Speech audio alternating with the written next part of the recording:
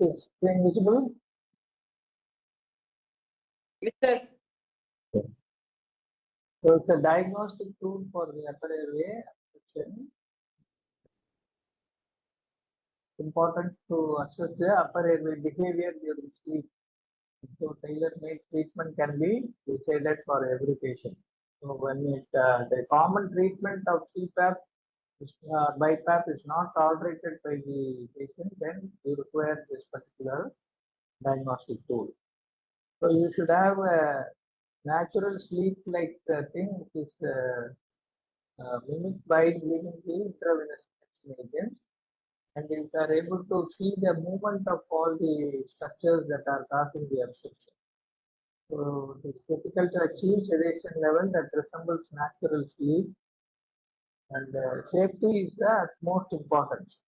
This is a very important point that you should not lose any patient because of doing this investigative tool. And the room should be quite dark, and no stimulus should be there.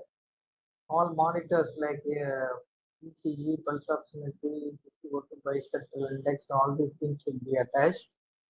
And high sedation and underestimated if proper plane of anesthesia or sedation is very much important, because if it is lighter, patient may still have the swallowing reflexes and other things which may underestimate the obstruction. The deeper sedation may give artificial exaggeration of the obstruction, and have to use the thinnest possible endoscope. Recording system with video and sound should be available, and all these drugs like midazolam, propofol, fentanyl, all have been used either alone or in combination. And using a TCI pump, target control infusion pump, is better control. The better new state of anesthesia can be maintained. And the upper airway muscle responsiveness, apnea hypopnea index, critical closing pressures, levels of sedation measured by BIS and site of obstruction. These are all the things which are noted down during the observation of this particular. And REM sleep cannot be reproduced with propofol sedation.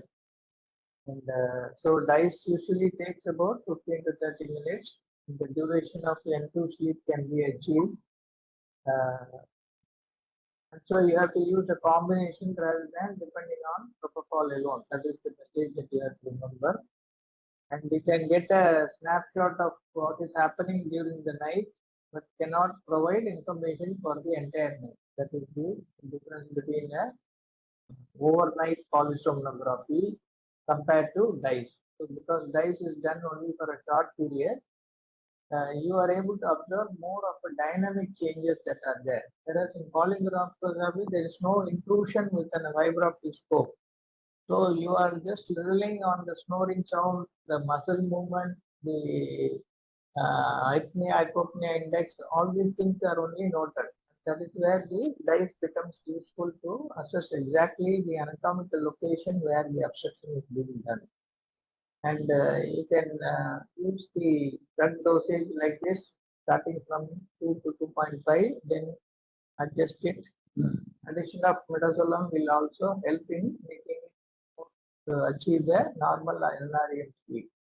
And because DICE is not a painful procedure, just insertion of the fibroscope, local anesthetic spray is not usually necessary. And nasal decongestants also may not be required. And patients may be done this procedure in a supine or in lateral position. And very common for patients to open their mouth, as you rightly said. And that procedure is called Esmark maneuver, where you gently pull the jaw of the patient. You can see this is the operator's hand with a glove. He is holding the lower jaw the teeth level and trying to pull it forward, just like a jaw thrust. Instead of pushing it from behind, you are pulling it from front. So that is called the Esmark maneuver. And you can see the palate and how it closes the gap between the soft palate and the pharynx is the most important thing which you have to observe, and you can observe the tongue base and the epiglottis. And the soft palate, you can observe for 1 to 2 minutes, and scope can be advanced downward to observe the rest of the upper airway. After observing at every level, you can proceed with the maneuvers. So long observation is not useful, as upper airway will be full of saliva due to inhibition of deglutition by propofol. And usually we don't employ any antisyllable here to cause the drying. And what you have to observe is the areas of vibration that is caused by the snoring or the obstruction, and the areas of collapse. These are the two things that you have to observe. And these are all the various shapes that you will see, and these are all the pictures of how we will be observing all these things. And the indications and contraindications are the CPAP in place, unable to tolerate CPAP, whether to decide some other treatment is required or not, and whether CPAP is a failure. And contraindications are ASA class 4, pregnancy, and allergy to any of the drugs. And the AHI is not a contraindication, as I told you earlier. And once the whole procedure is completed, we use what is called the modified mode classification, where we observe the soft palate, which is this ileum, oropharyngeal wall, tongue base, and epiglottis, and the shape, whether it is an anteroposterior compression or lateral compression or circular compression. These are the three types of configuration of the airway you will see. And based on that, you have three classes: no obstruction, partial obstruction, or complete obstruction, or a failure, as we said.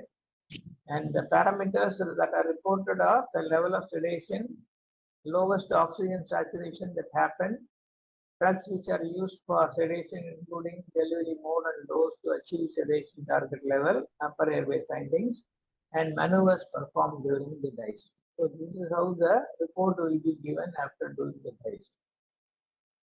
Okay.